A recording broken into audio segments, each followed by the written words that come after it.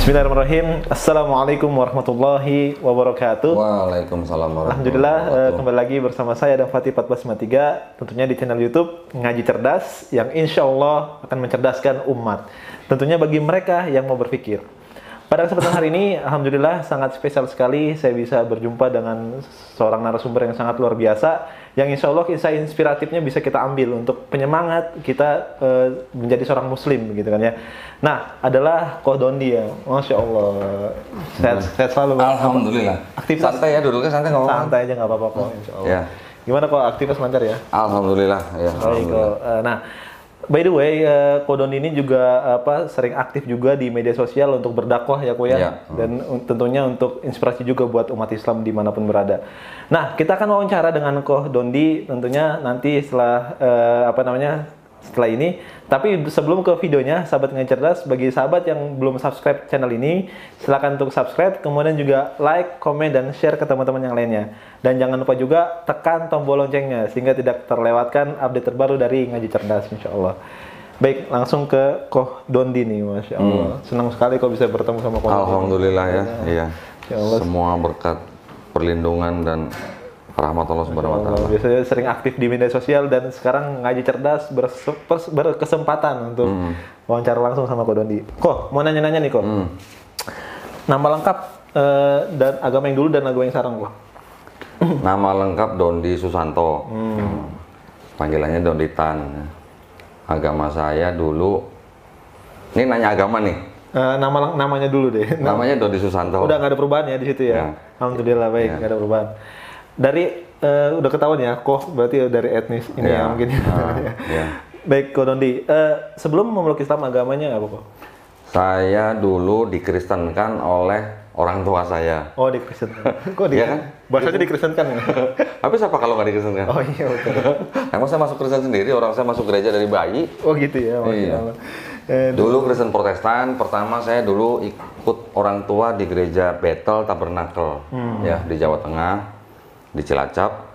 Kemudian hijrah ke Jakarta, saya waktu itu pindah atau masuk gereja tuh gereja Pantai Kosta Pusat Surabaya yang di Jembatan 5. Setelah itu berapa lama kemudian dibawa orang tua lagi pindah ke Charismatic Worship Service, itu gereja sidang Jemaat Allah. Terakhir setelah sudah mandiri, saya bergabung terakhir tuh di gereja Bethel Indonesia. Ya, jadi semua gereja dicobain ya sama Koh Dondi ini. Ya tapi masih Pantai Kosta semua lah. Oke, oke. Baik, kok aktif ya dulu di gereja Koh? Aktif banget sih enggak ya. Kalau yang dulu di Bethel Tabernacle tuh paling ya di remajanya ya. Waktu di GPPS saya cukup aktif di GPPS, tapi itu masih remaja, masih SMA. Jadi aktifnya di remajanya aja lah. Pernah lah jadi juara buka Alkitab itu pernah lah. Oh, Gitu. pernah. Aduh. Tapi kalau sampai jadi majelis enggak. Enggak ya. Oke, baik kok. Nah, alasan Koh Dondi nih, pertama, mengapa Koh Dondi meninggalkan agama Koh Dondi yang dulu? Ceritanya panjang itu. Insya Allah, Nggak silakan. apa-apa. Tafadhol.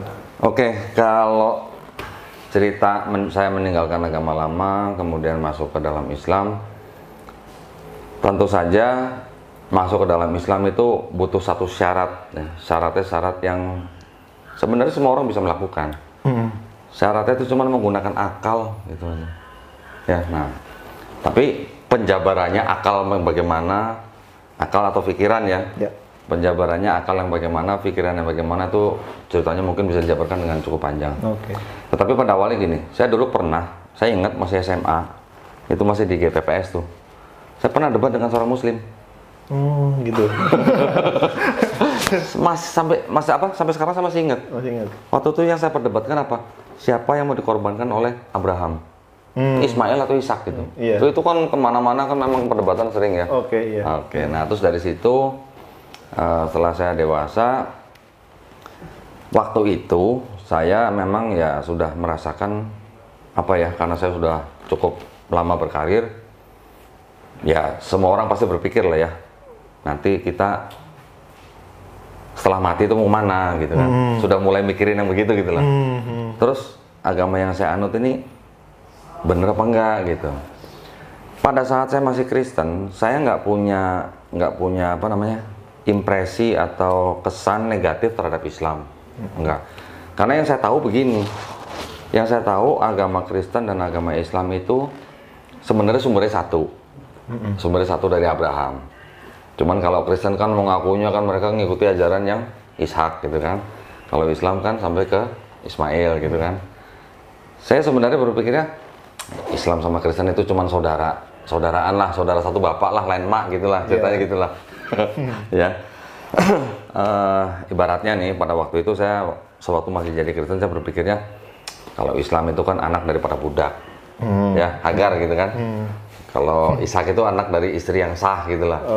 Ya kurang lebih begitulah kan. Tapi saya nggak punya impresi yang jelek terhadap Islam, nggak. Saya hanya berpikiran, oh mungkin memang caranya aja yang berbeda gitu ya. Tetapi waktu itu, qadarullah saya menonton videonya almarhum Syekh Ahmed Didat. Pada waktu saya pertama kali nonton, wah saya panas dong hatinya. Panasnya gini, wah kok dia berani ya ngomong begitu-begitu ya. Jadi akhirnya saya jadi penasaran, tanpa penasaran saya tonton terus sambil saya pegang Bible. Saya pegang Bible, dia ngomong apa saya cari ayatnya. Gitu. Bener kan dia omongin? Ternyata bener. Dia ngomong apa saya cari lagi. Bener gitu. Lama-lama akhirnya saya jadi cari catatan, saya jadi cari mencatat gitu apa yang dia omongin gitu. Dengan tujuan saya pengen ngebantah gitu. Ngebantahnya at least kalau nggak buat Ahmed Didat ya buat diri saya sendiri lah. Ini bantahannya ini gitu loh. Setelah Ahmed Didat, hampir semua video saya tonton, saya beralih ke videonya Dr. Zakir Naik. Masya Allah ya. Almarhum Syekh Ahmed Didat itu belajar kristologi itu 40 tahun. Dr. Zakir Naik belajar dari almarhum Syekh Ahmed Didat cuma 4 tahun. Nah, ilmunya Dr. Zakir Naik kan juga luar biasa. Nah, yang diomongin Dr. Zakir Naik nih lebih luas daripada yang diomongin oleh almarhum Syekh Ahmed Didat. Kalau almarhum Syekh Ahmed Didat mungkin banyak teologi gitu ya. Kalau Dr. Zakir Naik kan bisa sampai ke sains segala macam. Saya ikutin terus. Saya mencoba membantah dengan cari literasi gitu. Ternyata yang diomongin mereka tuh bener gitu. Tapi maksudnya dalam arti benernya logik ya, logik make sense, masuk akal gitu. Saya waktu itu masih belum ada pikiran saya akan masuk Islam gitu, enggak, masih belum. Beralih lagi Syekh Yusuf Estes. Luar biasa beliau kan, dari pendeta kan. Masuk, kemudian beralih lagi Ustadz Khalid Khan kalau nggak salah. Noman Ali Khan. Beralih lagi Ustadz Husain Y. Itu juga luar biasa. Lama-lama saya pikirin kok sepertinya bener ya mereka ini ya. Benernya dalam arti begini. Itu saya udah mulai belajar baca Quran, tapi baca Quran terjemahan lah ya. Baik. Tapi di dalam Quran itu saya ngeliat ini kitab suci ini isinya kok kesannya kayak sombong gitu. Oh iya, betul. Ya? betul emang sombong. Tapi artinya sombong itu sombong nantang gitu, nantang siapapun yang bisa gitu. Tapi sombongnya itu sombong dalam arti sombong tapi bener gitu loh. Iya, betul. Ya, bukan sombong bagaimana, ini sombongnya sombong bener. Kalau lu bisa bikin seperti ini. Ya. Dan tidak ada keraguan di kitab ini. Betul. Betul kan? Dan sering di dalam Quran itu saya baca gayanya tuh gaya kayak gini. Contohnya kayak gini contohnya. Misalnya nih ya. Misalnya saya papanya Adam nih misalnya. Adam salah nih misalnya nih. Iya. Terus Adam saya omelin. Lu nggak mikir lu gini salahnya apa gitu. Seolah-olah seperti itu gaya bahasanya, ngerti nggak? Paham ya? Iya. betul. Walaya tafakur gitu lah ya. Lu nggak mikir gitu, lu nggak pakai akal gitu, nggak pakai otak gitu. Kurang lebih seperti itu. Lama-lama saya baca, bener juga ya. Kok ini yang ngomong kayaknya ini beneran yang Maha Pencipta gitu. Dari situ saya mulai mempelajari lagi tuh Bible saya. Saya orangnya nggak mau yang istilahnya cuma berdasarkan teologis gitu, pindah kamu nggak mau saya. Saya orangnya harus logis. Saya maunya logis. Nah, setelah saya pelajarin Bible-nya lagi, kok lama-lama saya jadi pikir ini kayaknya yang nggak logis kok malah Bible-nya sendiri gitu. Yang nggak logis kok malah Bible-nya sendiri gitu. Yang saya ketemukan, pertama kontradiksi. Ternyata banyak sekali kontradiksi. Saya nggak sadar selama saya jadi Kristen, saya nggak menemukan itu kontradiksi. Karena saya bacanya ngurut. Misalnya dari Kejadian gitu ya, terus ngurut gitu. Setelah saya baca, setelah saya dapat ilmu dari para dai-dai yang tadi saya sebutkan, Akhirnya saya punya inisiatif, coba saya buatin daftar. Saya jejerin tuh yang dianggap kontradiksi tuh, saya jejerin. Dengan dijejerin begitu, saya nggak perlu tafsir. Cuman baca aja tahu, oh ini salah nih. Udah jelas salah gitu. Nanti kalau mau tahu banyak bisa saya kasih satu-satu. Kontradiksi ya. Kemudian kesalahan ilmiah. Kesalahan ilmiah juga banyak rupanya ya. Kemudian karena banyaknya versi, terjemahannya juga bermasalah. Betul. Ya, di versi ini bilang ini, di versi ini bilang ini, dan benar-benar beda. Gitu. Maksudnya beda nih, nggak cuma nama orangnya, nggak cuman title-nya, nggak cuman kejadiannya, tempatnya gitu. Beda. Di versi yang bahasa Indonesia bilangnya apa namanya? Yesus menyebarkan Injil di daerah Yudea misalnya. Yang di bahasa Inggris dibilangnya di Galilea gitu. Saya cek Galilea sama Yudea ini sama nggak sih? Motonya beda 150 kilo tempatnya. Itu ada kayak gitu-gituan. Jadi saya pikir yang benar atau yang salah yang mana gitu. Kan nggak mungkin dua-duanya benar. Pasti ada satu yang salah kan. Saya mulai mikir, kalau gini caranya berarti Bible ini saya nggak berani atau nggak bisa atau nggak boleh lagi menyebut ini sebagai kitab suci. Gitu. Karena sudah banyak sekali kesalahan yang saya temukan. Jadi kalau dulu ada lagu sakitnya tuh di sini, ini Bible nih salahnya di sini gitu loh. Saya udah bisa tunjukkan gitu loh, bisa buktikan gitu ya. Berdasarkan data ya. Berdasarkan data. Jadi saya nggak mau cuman iman gitu. Iman, oke, iman sangat penting. Tetapi sebelum iman akal dulu. Wih, Masya Allah. Gitu maksud saya. Masya Allah. Dulu saya baru menyadari bahwa dulu ternyata saya iman dulu baru akal. Tapi akal yang keduanya itu akal untuk nyocok-nyocokin ke iman gitu loh. Itu bedanya.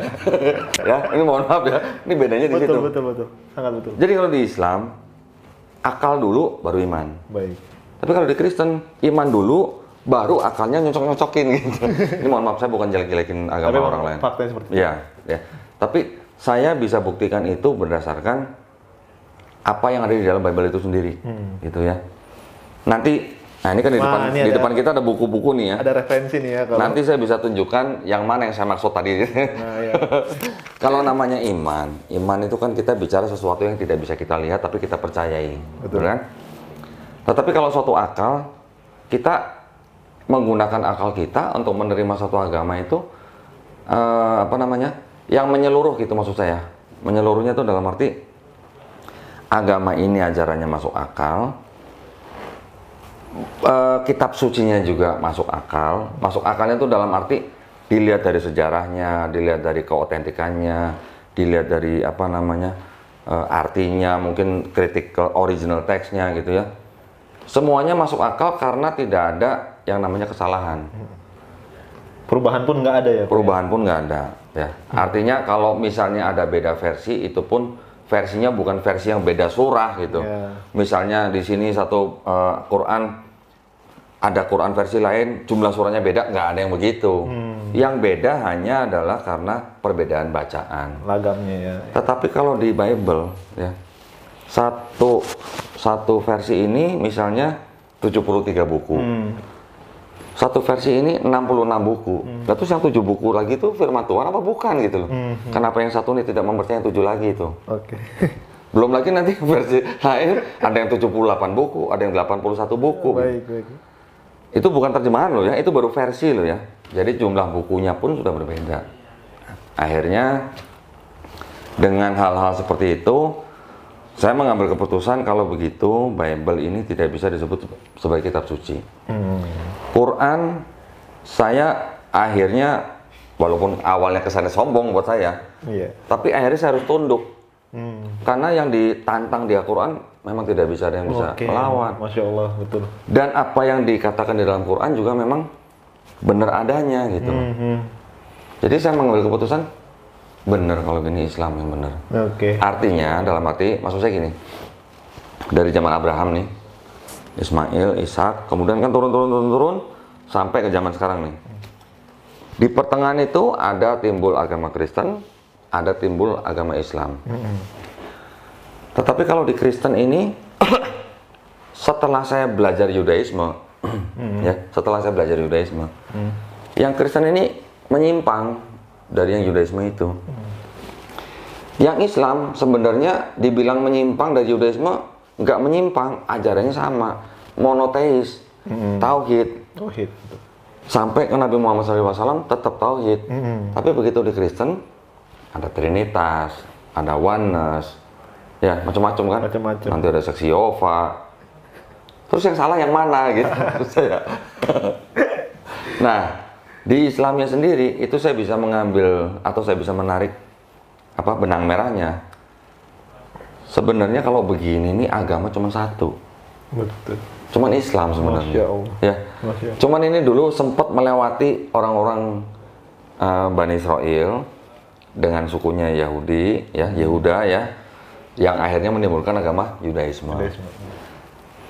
Oke lah, mereka tidak menerima Nabi Muhammad SAW dikarenakan di kitab mereka mungkin tidak disebutkan, atau mungkin disembunyikan, atau mungkin disamarkan. Itu yang saya pelajarin, gitu. Tetapi kitab sucinya orang Yahudi sendiri dalam bentuk yang sekarang mereka sudah pakai, ya sudah ribuan tahun kan, mereka malah jauh lebih lama daripada Islam. Tetapi saya bisa ambil kesimpulan, sebenarnya ini Islam. Cuman dulu itu pada waktu Yahudi pertama kali muncul setelah Raja Salomo ya meninggal, kerajaan Israel kan terpecah menjadi dua, Israel Utara, Israel Selatan. Israel Selatan itu suku Yehuda dan suku Benyamin. Israel Utara 10 suku sisanya. Kan kalau kita lihat runut lagi ke atas kan dari Nabi Abraham punya anak Ismail, punya anak Ishak, Ishak punya anak Yakub, Yakub punya 4 istri. Di mana yang 2 itu adalah budak daripada 2 istrinya, punya anak 12. Salah satunya ada orang namanya anak dari istri pertama itu Yehuda. Yehuda inilah yang pertama kali membuat atau menulis kitab suci lah yang dianggapnya dari Nabi Musa. Setelah kerajaan Israel terpecah menjadi 2 gitu.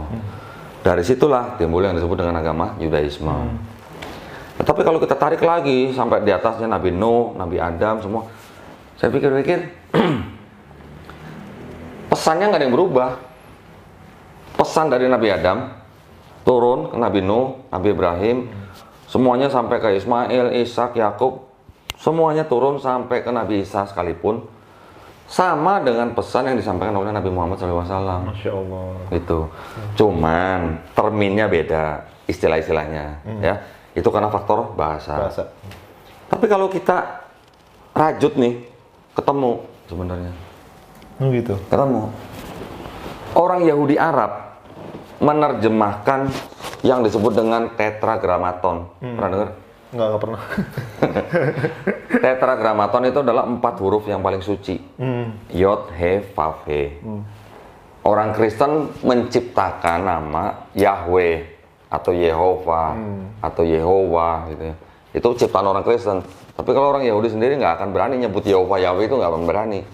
Mereka tidak boleh menyebutkan 4 kata itu dengan lafaznya, nggak berani.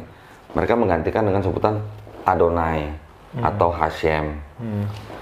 Jadi 4 huruf yang suci tadi, Yod, He, Vav, He itu adalah salah satu dari 7 nama Tuhan. Tuhannya Abraham, Tuhannya Ishak, Tuhannya Ismail. 4 huruf itu diterjemahkan oleh orang-orang Yahudi ke bahasa Arab menjadi apa? Allah. Masya Allah. Luar biasa. Jadi kan nyambung, ya kan? Ada nyambungnya. Artinya sebenarnya ini dari dulu ya sebenarnya Allah sebenarnya. Gitu. Cuman Yahudi dengan bahasa Ibraninya nyebutnya Yod-Heh-Vav-He atau Adonai atau Hashem. Arab tetap nyebutnya Allah dari awal. Gitu. Cuman memang bahasa Ibrani sendiri dan bahasa Arab itu sendiri kan timbulnya setelah di bawah masanya Abraham. Di atasnya dari Nabi Nuh sampai Nabi Adam kita belum tahu mereka pakai bahasa apa. Ya. Kira-kira sampai di situlah.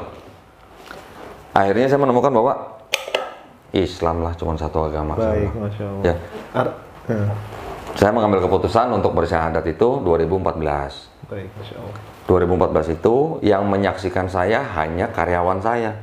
dan istrinya. Jadi cuma 2 orang. Sepi banget ya. Sepi banget. Sama ustadz yang mensyahadatkan saya. Tetapi waktu malam sebelum saya syahadat itu, saya ngadep ke ustadz itu, saya mau syahadat. Ya dia cuma nanya ada paksaan atau enggak gitu. Saya bilang nggak ada semuanya karena hasil penelitian saya sendiri. Saya masuk Islam 7 tahun setelah papa saya masuk Islam. Masya Allah. Jadi ayah tuh udah mualaf Udah. ya sebenarnya. 7 tahun sebelum saya masuk Islam, ayah saya udah masuk Islam duluan.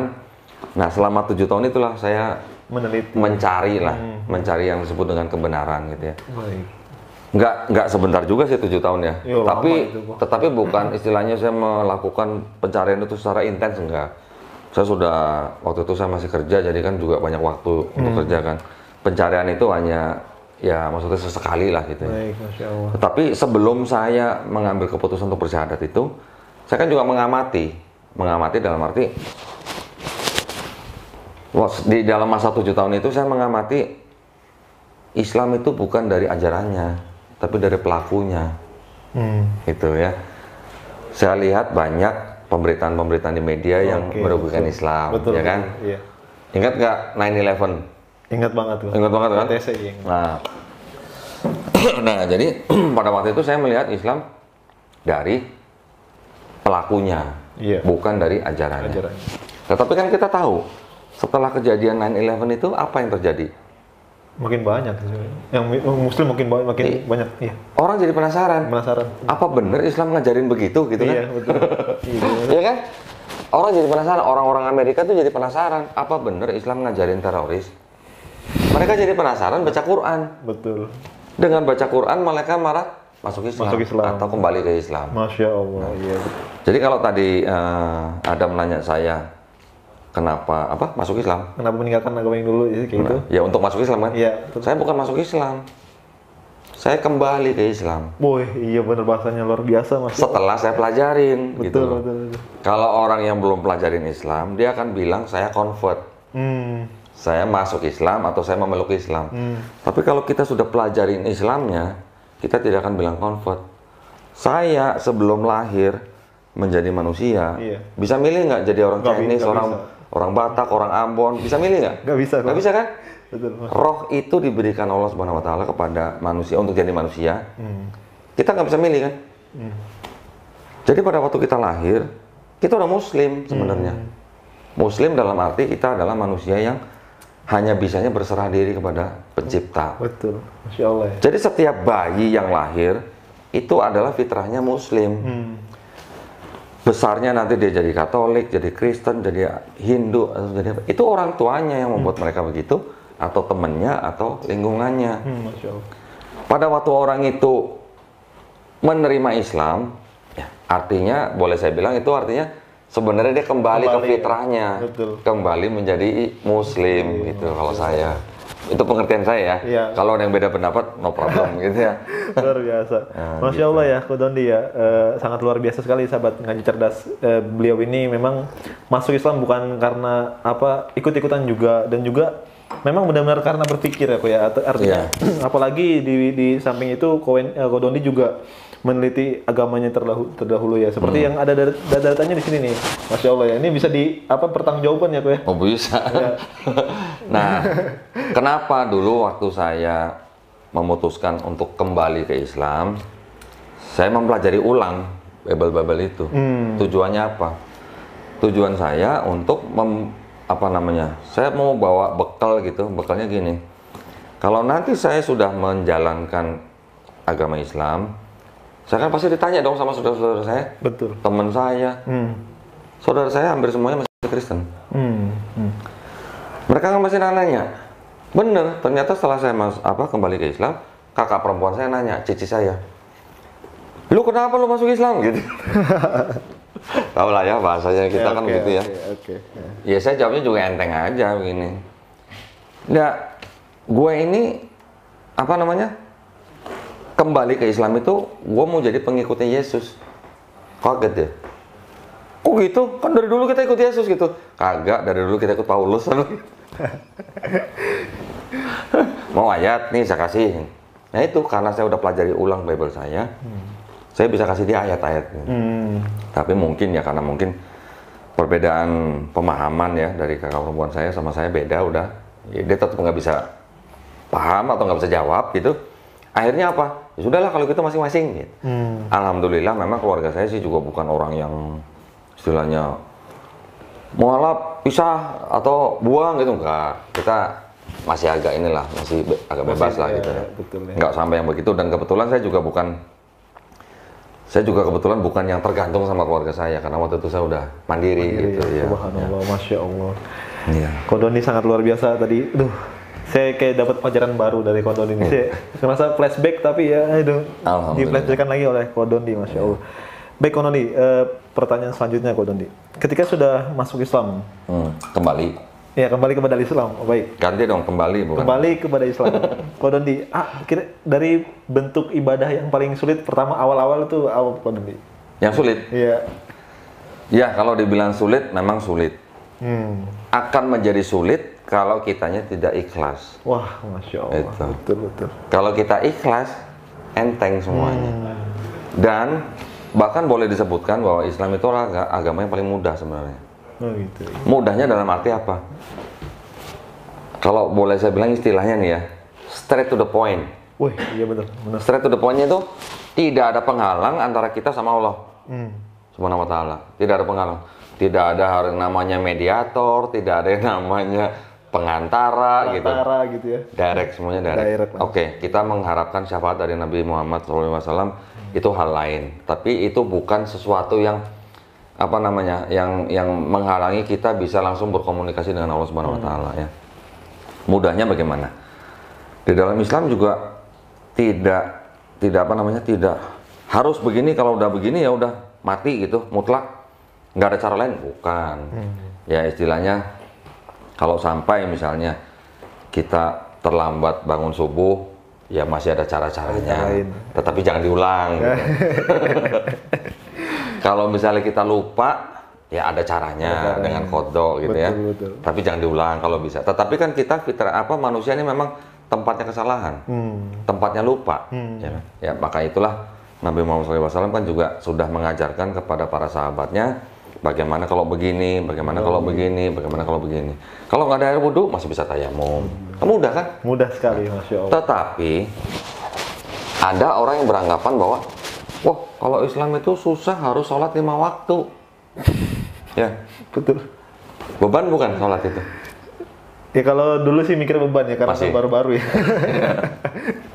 Oke, mungkin dulu kita berpikiran, aduh, repot ya, lagi kasih kerja, nyari duit, atau harus sholat gitu ya.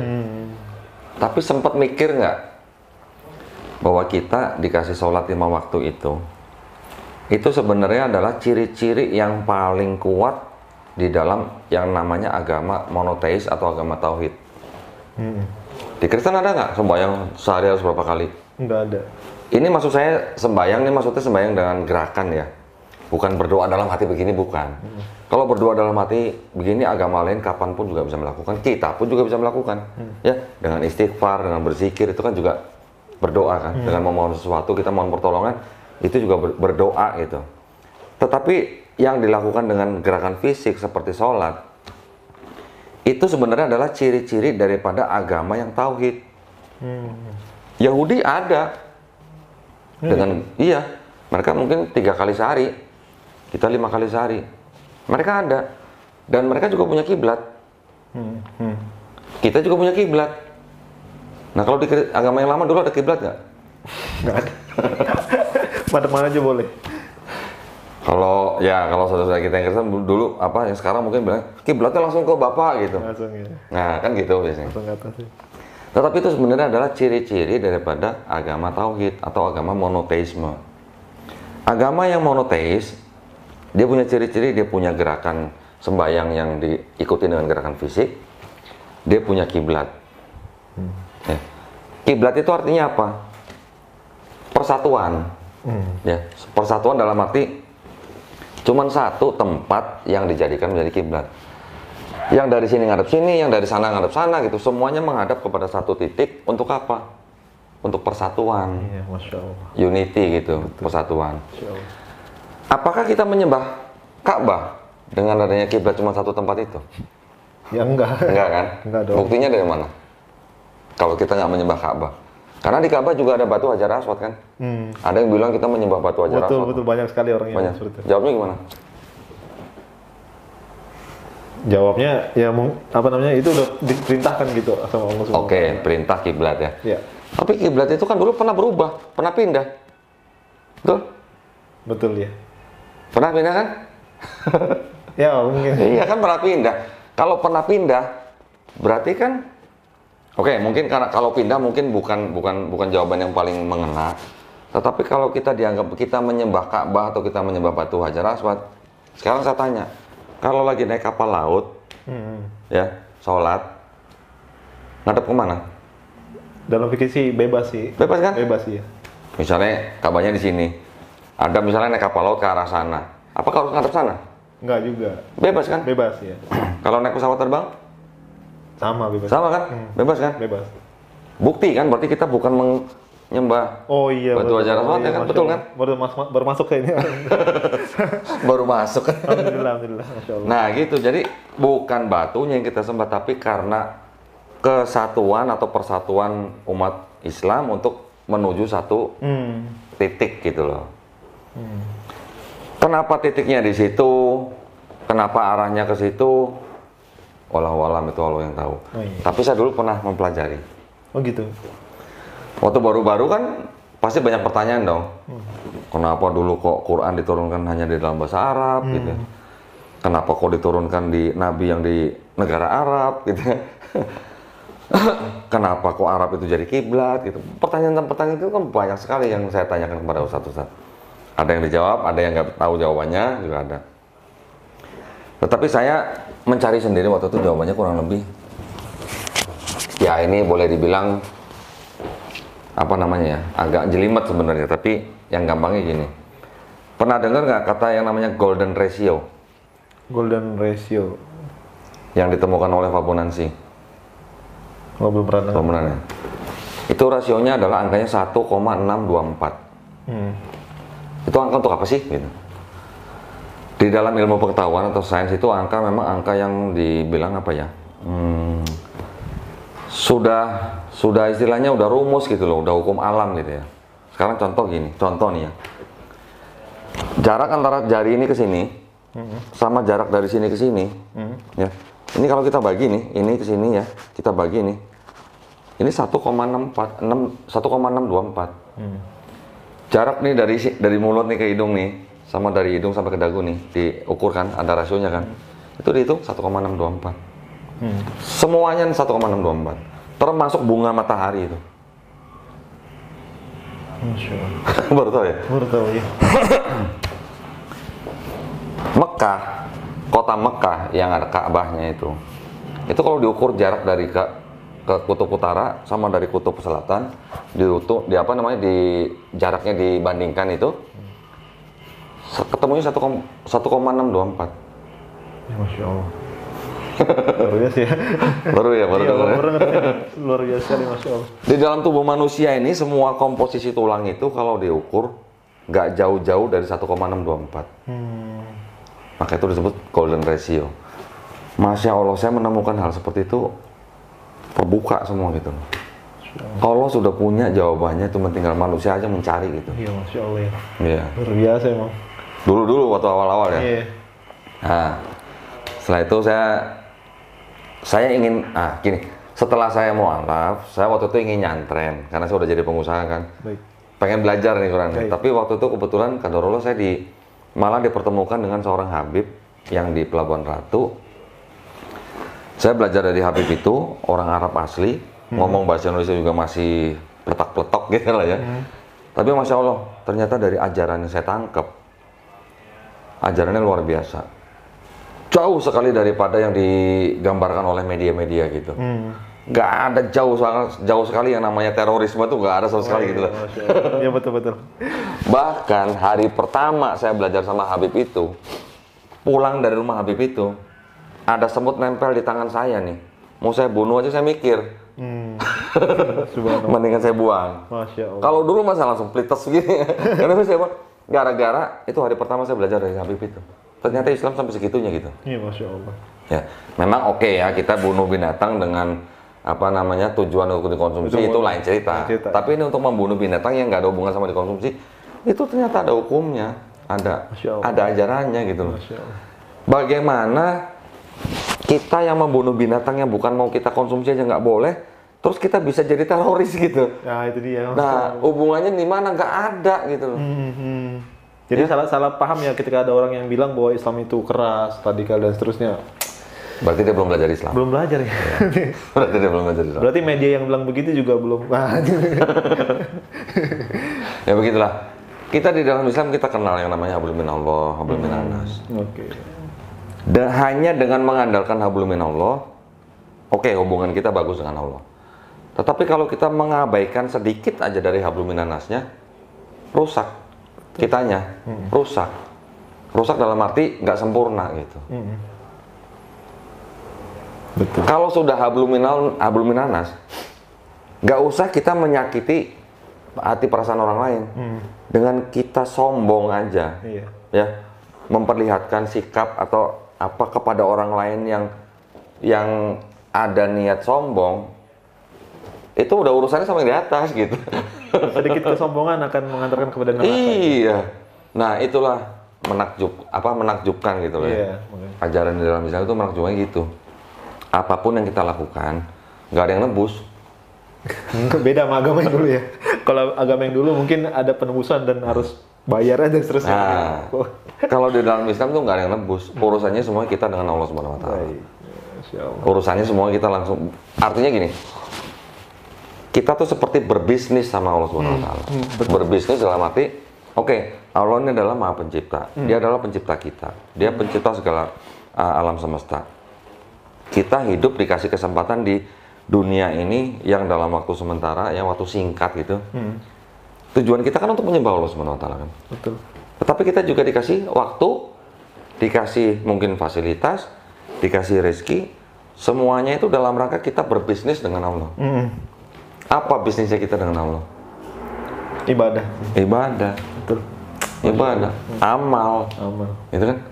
Setiap apa yang kita lakukan, sekecil apapun, itu adalah investasi amal kita, ibadah kita, dan juga jangan salah, dakwah kita. Betul, Masya Allah. Senyum sama orang kafir, dakwah.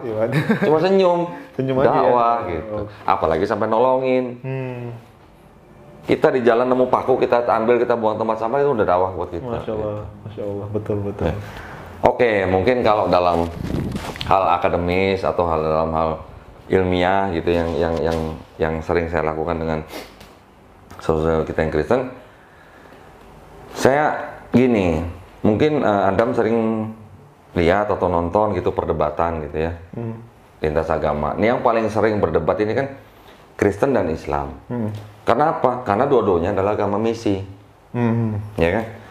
Kristen juga ada misinya kuat, Islam juga kita diberikan tugas untuk berdakwah. Sampaikanlah walaupun hanya satu ayat. Di dalam Kristen, jadikan mereka muridku, baptislah mereka. Ada maksud tertentu ya? Kalau kita kan nggak sampai situ kan? Betul. Kita hanya sampaikan, nggak sampai mualafkan mereka, gitu kan nggak ada kan? Nggak ada. Oh kalau ini jadikan mereka muridku, baptislah mereka dalam nama Bapa, Anak, dan Roh Kudus, gitu. Itu bedanya gitu. Betul. Nggak ada goals ya dalam Islam ya. Kalau berdakwah tuh nggak ada goals ya. Nggak kan? Ya kalau dalam Islam kita tidak ada paksaan. Iya betul. Ya kan? Tapi kalau dalam Kristen, karena ada bilang jadikan mereka muridku, baptislah mereka dalam nama Bapa dan Anak dan Putra dan Roh Kudus.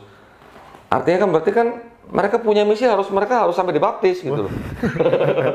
Gimana pun caranya ya. Betul apa enggak? Betul. Dan banyak sih kita lihat faktanya kok, orang-orang yang misionaris seperti itu yang bahkan sampai maksa sampai ngasih Indomie dan seterusnya itu, Ya itu karena ada sampai kata baptislah mereka itu. Itu kan di ayat itu kan dianggapnya tuh bahwa yang ngomong itu Yesus. Pada waktu Yesus mau diangkat ke langit gitu ya. Yesus memberikan perintah itu kepada murid-muridnya. Kalau yang dianggapnya ngomong Yesus, berarti apa? Amanah agung itu disebutnya. Amanah agung itu yang harus dilakukan oleh gereja. Karena itu pergilah, jadikanlah mereka muridku dan baptislah mereka dalam nama Bapa dan Anak dan Roh Kudus. Itu perintahnya. Makanya Kalau melihat misionaris sampai begitu ya nggak heran gitu. Karena ada ayat itu. Itu adanya di Matius 28 ayat 19. Ya, itu. Oke. Apalagi Tapi ternyata, nah ini yang harus kita pelajarin. Itu ternyata ayat palsu. Iya. Ayat sisipan. Itu ayat datangnya dari Roma. Yang ngomong siapa? Bukan Muslim, bukan ulama, bukan syekh. Yang ngomong nih saya sebutin nih, saya kasih lihat. Waduh, udah bawa dadil nih, dadil. Ini ada buku nih. Oke. Judulnya Introduction to Christianity. Yang nulis nih Pope Benedict ke-16. Ini Paus tahun 2005 sampai 2013. Nama aslinya Joseph Cardinal Ratzinger. Ya cari ini ya, halaman 8283 nih. Oh, hafalannya sangat luar biasa, Masya Allah. Keren. Ini bisa di zoom nggak nih kamera? Bisa. Nanti pas diedit. Nggak bisa ya? Ini berkenaan dengan Matius 28 ayat 19 ya. So far as its place of origin is concerned. Berkenaan dengan asal daripada tempat itu, kata-kata itu datang dari kota Roma. Artinya apa kalau datang dari kota Roma? Kota Roma kan pusatnya ini kan kekristenan kan, datangnya dari kota Roma. Gimana dong? Ya, palsu ya. Nah, bukan saya ngomong loh ya, ini yang ngomong loh. Iya, ada datanya ya. Nah gitu, itu baru salah satu. Banyak sekali ya ternyata kontradiksi ini. Banyak. Nah, jadi yang saya masukkan di dalam daftar kontradiksi di dalam daftar saya kumpulkan satu itu juga. Saya nggak sembarangan, saya nggak mau, saya juga maunya fair. Kalau di dalam tradisi Yahudi itu zaman dulu sama zaman sekarang ini kan macam-macam lah ya perbedaan dalam misalnya konversi atau satuan gitu lah ya. Kontradiksi-kontradiksi yang saya masukin dalam daftar saya tuh saya cari dulu jawabannya. Saya cari dulu jawabannya dari pihak Kristen, nggak cuma dari dalam negeri, dari luar negeri pun saya cari. Pokoknya kalau ada kontradiksi ini, saya cari jawabannya.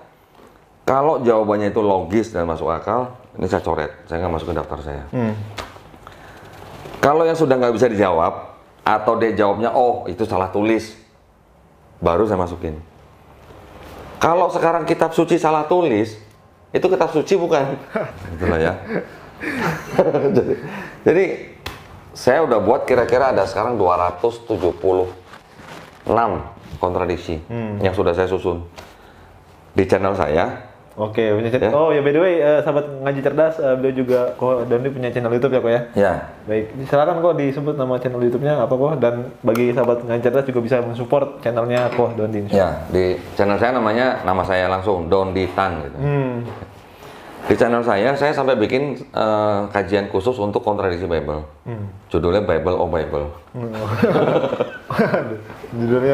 Judulnya Bible oh Bible. Oke. Kalau disingkat kan jadi Bob tuh. Iya. Sekarang subscriber saya manggil saya Uncle Bob gitu. Uncle Bob. Oke. Oke, nah jadi dengan adanya kontradiksi itu, saya bukannya mau menjelekkan agama orang. Saya tidak melakukan penafsiran apa-apa. Saya hanya membandingkan, menyandingkan 2 ayat atau 4 ayat atau sekian ayat yang nggak perlu tafsir aja, orang awam baca udah tahu itu beda gitu loh. Ya, contoh, misalnya di dalam ini agak panjang nggak apa-apa nih? Nggak apa-apa, insya Allah. Hah? Baik, santai aja. Contoh, misalnya di Matius diceritakan Yesus lahir pada zaman Herodes Agung. Pernah dengar kan? Iya, pernah dengar. Di Lukas diceritakan Yesus lahir pada zaman siapa? Lupa. Ya, udah lama soalnya.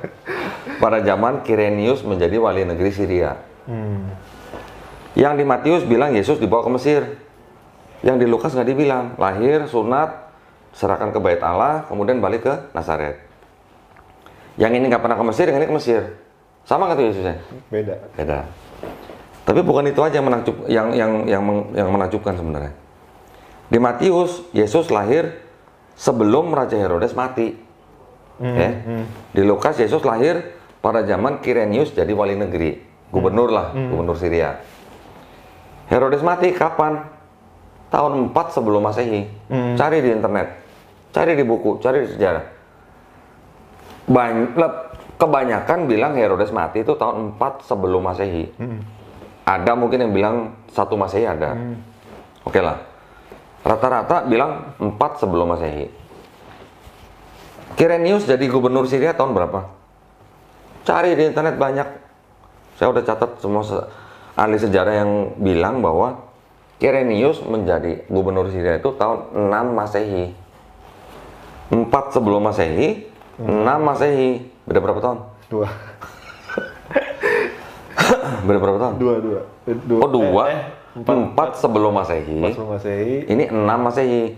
Kan berarti ada tahun 1 Masehi kan? Oke, ya. 4 sebelum Masehi berarti berapa tahun? 4 tahun. 4 tahun ya. Dari 1 Masehi ke 6 berapa tahun? 6 tahun.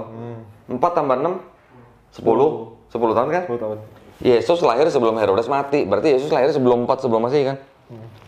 Karena Herodes mau bunuh bayi yang berumur 2 tahun ke bawah, anggaplah Yesus lahir 2 tahun sebelum Herodes. Berarti tahun berapa? 6 sebelum Masehi kan?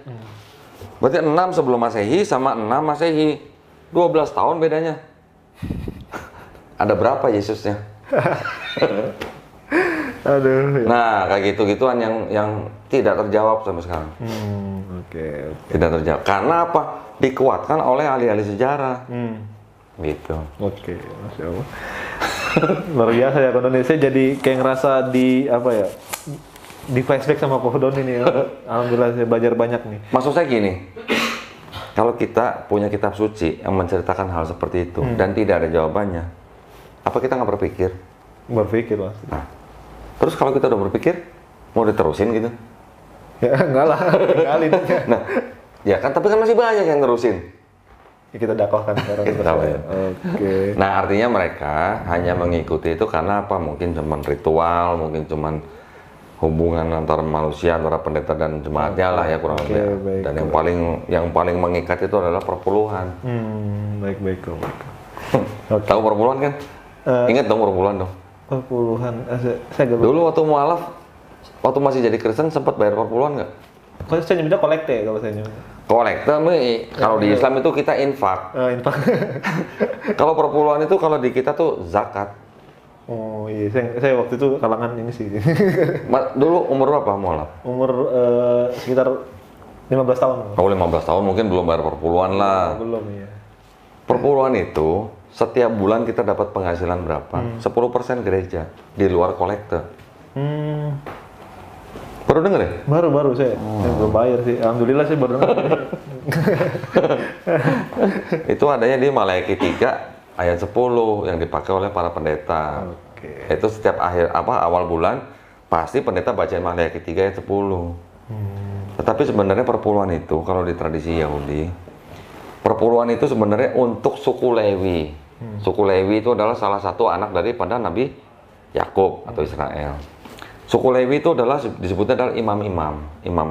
Jadi suku Israel atau anak-anak Nabi Yakub itu alaihissalam punya anak 12, yang laki semua ya, ada satu anak perempuannya. Dari 12 itu satu suku disebut namanya suku Lewi. Dia yang mengimami semua suku yang lain. Karena dia ditugaskan menjadi imam, suku-suku yang lain ini yang bekerja itu memberikan 1/10 kepada suku Lewi ini supaya mereka bisa makan gitu loh. Tetapi perpuluhan itu juga selain hanya untuk suku Lewi juga diperuntukkan untuk anak-anak yatim, janda-janda dan orang asing. Hampir sama kayak zakat, ya kan? Mirip banget. Hampir sama zakat. Hampir. Bagaimana ceritanya sekarang pendeta yang bukan keturunan suku Lewi terima perpuluhan? Ya itu aja gitu ya. Baik Ko Doni, Masya Allah ya. Tadi sahabat ngaji. Dan perpuluhan itu kalau di Yahudi diterimanya setahun sekali, bukan tiap bulan. Oh gitu. Iya. Setahun sekali loh. Bukan tiap bulan. Kalau di gereja setiap bulan. Sebulan ya. Oke. Ini bukan saya menjelekan atau enggak ya. Para pemirsa nanti boleh cek. Memang di gereja kalau untuk yang Protestan ya itu memang sangat-sangat familiar dengan perpuluhan. Kalau di Katolik mungkin nggak terlalu lah. Iya. Gitu ya. Betul. Baik Ko Doni, tadi kan sahabat Ngaji Cerdas sudah menyaksikan atau mendengarkan bahwa Ko Doni sudah mengupas tuntas gitu kan ya agama yang dulu dan meneliti dan seterusnya sampai menemukan Islam. dan menemukan Islam pun nggak serta-merta ikut-ikutan, tapi karena berpikir juga. Nah, kita mau bertanya lebih lanjut sama Ko Dodi nih. Apa sih tanggapan Dodi tentang Islam yang kafah, Bang Ko Dodi? Ya dari tadi saya ngomongin juga sebenarnya maksudnya Islam yang Itu ya. kafah sebenarnya. Artinya dalam arti jangan separuh-separuh, Baik, jangan tanggung-tanggung. Kalau tanggung-tanggung, Iya. apa namanya ya? Belum muslim berarti. Iya. Kalau masih suka khawatir nggak? Dalam hal? Ya dalam hal apa aja, misalnya Alhamdulillah udah enggak. ekonomi atau Alhamdulillah. apa? Insya Allah udah enggak. Udah nggak? Enggak. Artinya apa? Sudah berserah diri kan? Berserah diri kepada Allah Subhanahu wa taala. Islam itu sendiri artinya berserah diri, pasrah, tunduk, taat, ya kan? Itu artinya Islam itu udah begitu. Nah, terus kalau kitanya masih khawatir, kitanya masih dengki, kita masih iri, belum muslim berarti kalau Iya. gitu. Belum mempelajari Muslim secara dalamnya ya kawan dia. Iya, intinya, core-nya gitu. Core-nya. Jadi maksud saya Muslim kan orangnya nih. Muslim adalah orang yang berserah diri, harafiahnya lah ya, harfiahnya ya. Dalam arti selain daripada dia berserah diri kepada Allah Subhanahu wa taala sebagai penciptanya, yang tadi saya cerita ibadahnya, amalnya dan apa namanya dakwahnya. Baik. Dengan maksudnya dia berserah diri, artinya dia kan mau menerima perintah yang diberikan, menjalankan ya. dan juga harus menjauhi larangannya kan. Kalau kita sudah menjalankan perintahnya, menjauhi larangannya, kita berusaha bagaimana caranya kita tawakal. Ya dalam arti saya, menurut saya itu udah yang disebut dengan kafah gitu. Iya, Masya Allah ya. Ya. Baik. Kalau kita masih bolong-bolong atau misalnya masih Banyak ya sekarang ya, kalau kita lihat kaum muslimin yang apa ya untuk ibadahnya kadang-kadang ya. nggak mau dan seterusnya. Justru saya malah dulu sempat prihatin ya. Dulu waktu saya baru-baru memeluk Islam lagi gitu, dalam artian saya malah sempat prihatin. Waktu itu karena saya dapat pekerjaan di Sumatera, ya di tempat lain juga sih, nggak cuma di situ tempat. Saya masih banyak melihat kok saudara-saudara kita yang muslim malah menganggap enteng sholat. Iya. Ya, bolong-bolong tuh rasanya kayak nggak ada apa-apa gitu. Iya. Bolong-bolong gitu. Belum lagi puasa. Banyak banget. Bahkan malah anak buah saya sendiri malah. Oh gitu. Iya, nggak puasa. Enggak lah, besok aja kata. Loh, kenapa besok? Loh, ya maksudnya dalam arti kesadaran kita untuk menjalankan perintah gitu ya. Apalagi ini kan itu kan adalah rukun ya. Rukun agama kita sendiri gitu loh. Malah kadang-kadang kita sepelekan. Nah, itu yang kadang-kadang saya prihatin gitu ya. Berarti itu yang begitu-gitu belum kafah itu berarti itu. Ya. Artinya tidak ada sense untuk apa merasa bersalah atau bagaimana.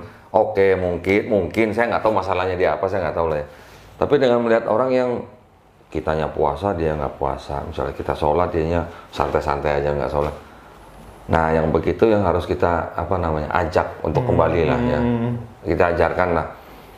Kita mungkin nggak sejago mereka baca Quran gitu ya. Iya, betul. Kita nih baru belajar Quran ini udah umur berapa, apalagi saya.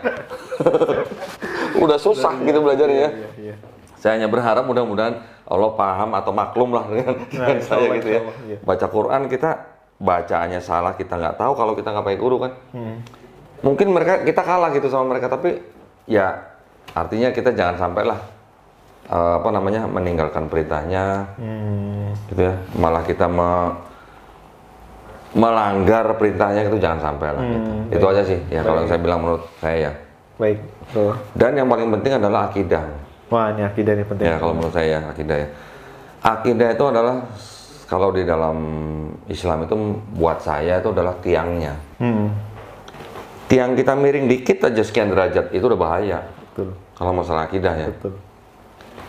Mau kalau saya bandingkan dengan akidahnya Kristen.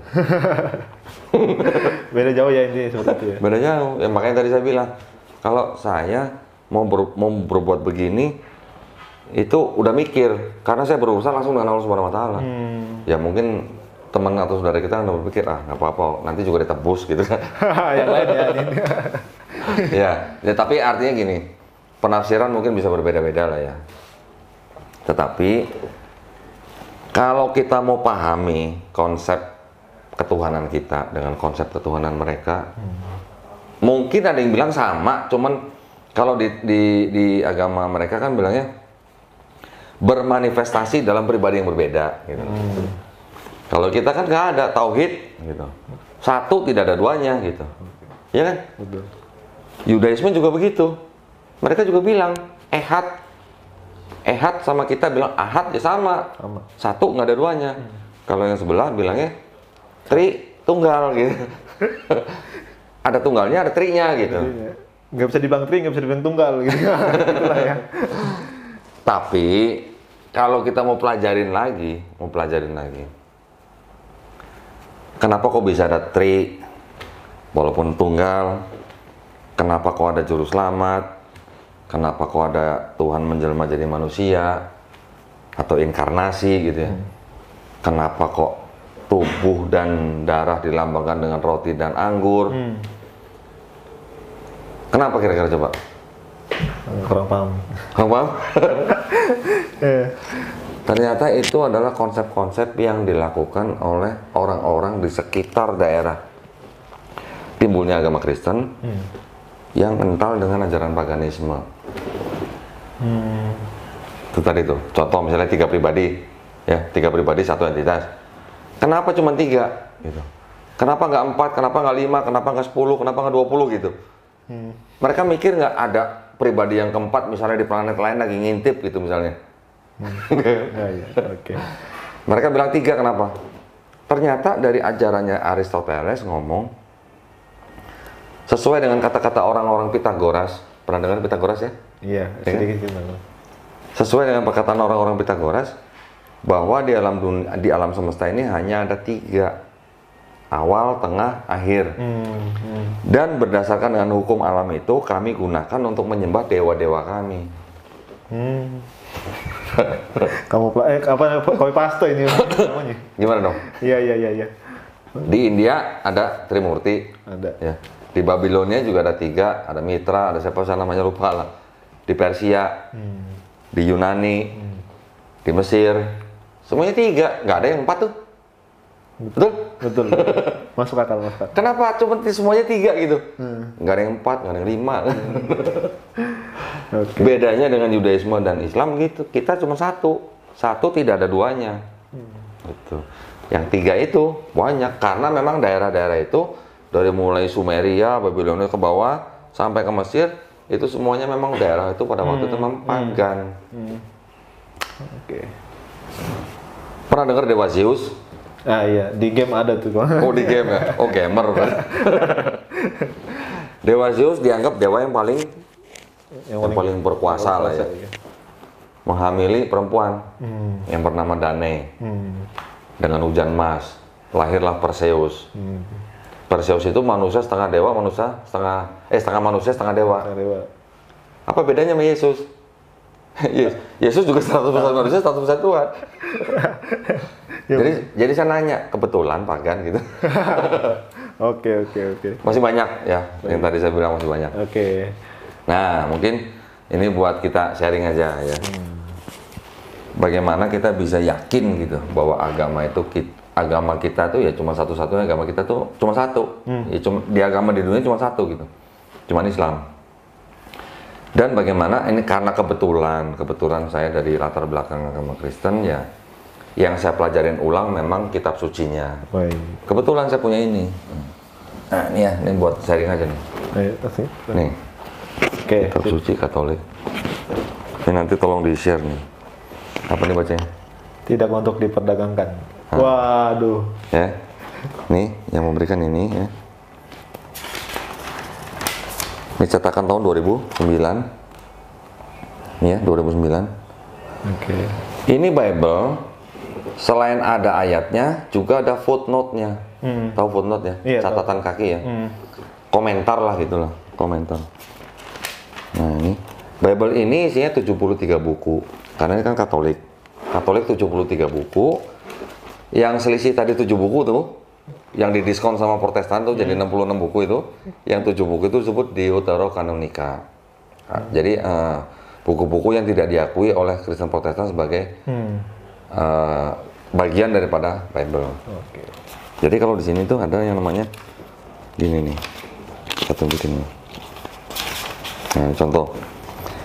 Ini ayatnya cuma dari ayat 1 sampai 10 nih. Ini yang di bawah ini sama ini catatan semua. Iya, jadi banyakkan catatannya daripada ayatnya dalam satu halaman gitu. Ya, begini juga nih.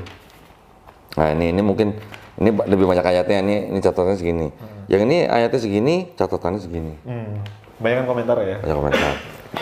Saya mau tunjukkan nih satu aja contoh nih. Ini buat silakan. Oleh-oleh lah gitu. Oleh-oleh.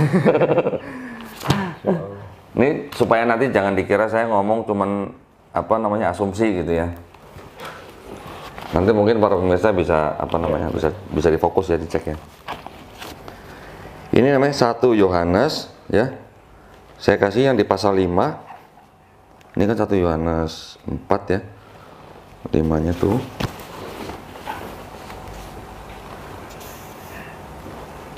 Nah ini.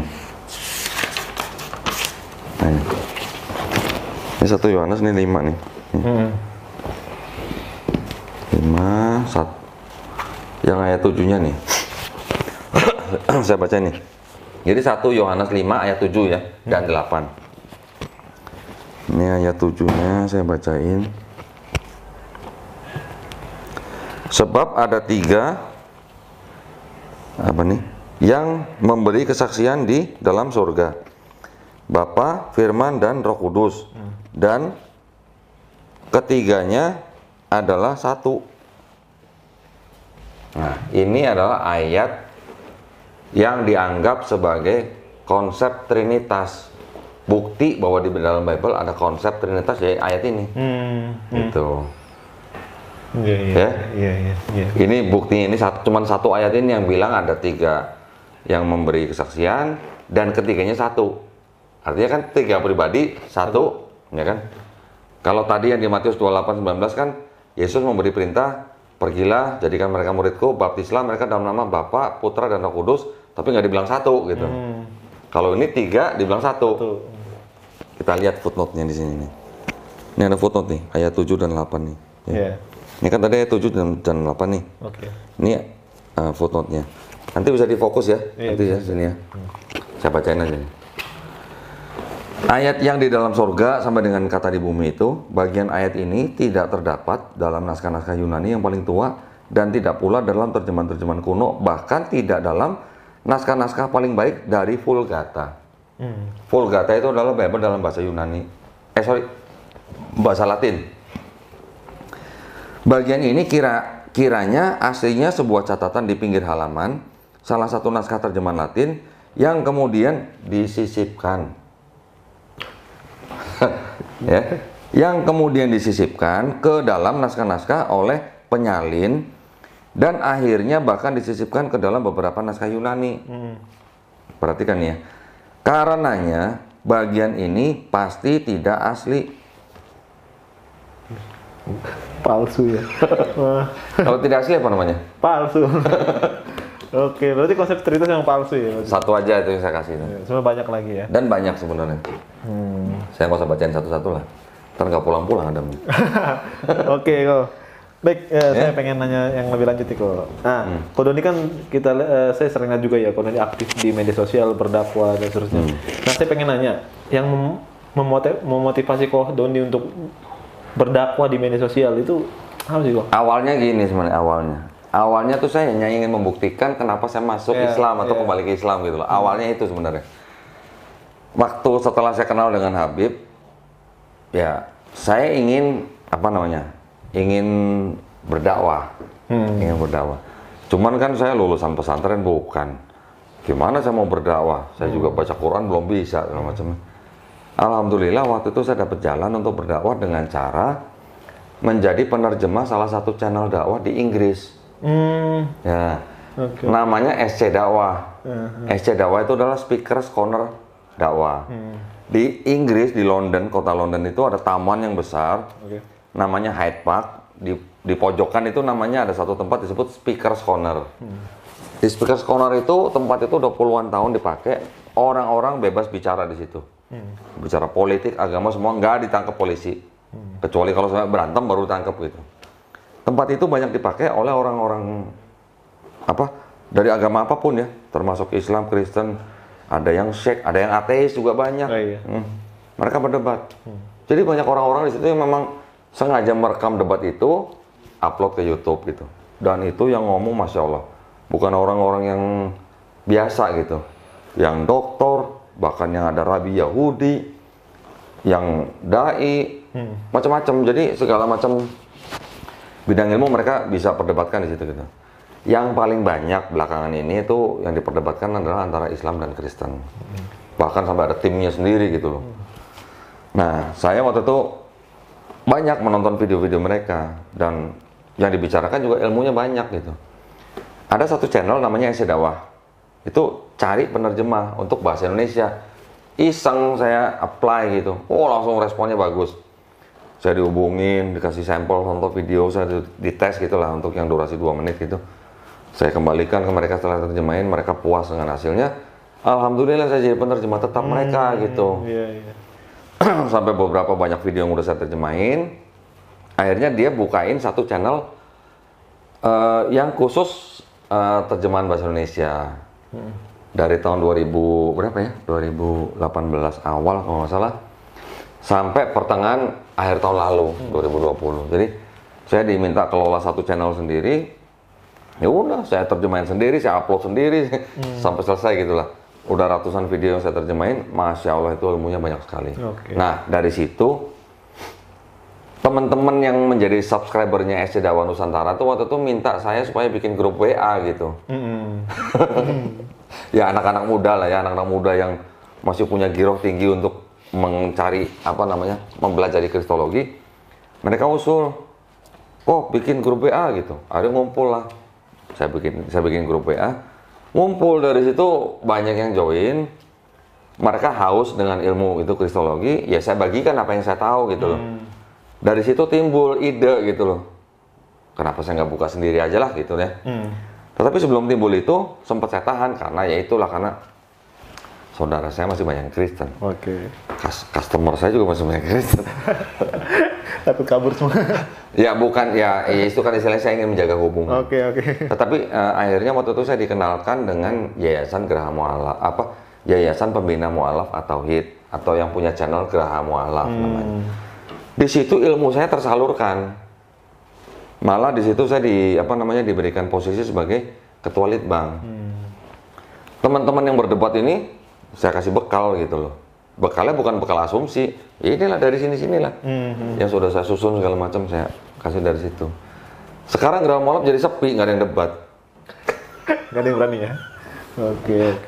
Nggak ada yang berani datang. Oke. Nah, tapi akhirnya kita sekarang perbanyak kajiannya gitu. Dari situ, akhirnya waktu saya join dengan Geraha Mu'alaf, akhirnya akhir tahun lalu lah ya. Udahlah, saya buka channel sendiri aja lah.